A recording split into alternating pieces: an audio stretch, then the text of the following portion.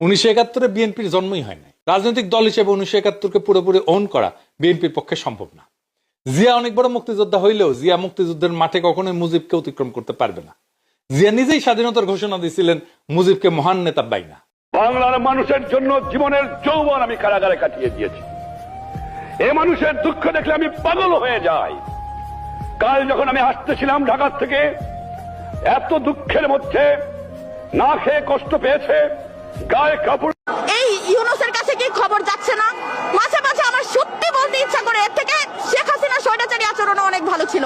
তার ছেলে তো থাকে আমেরিকা, তার বউ তো থাকে অস্ট্রেলিয়া, তার উমুকটা থাকে এখানে, তার তো উমুক থাকে ওইখানে। সে বাংলা মায়ের কষ্ট, বাংলাদেশের পোলাপানের কষ্ট কি বুঝবে?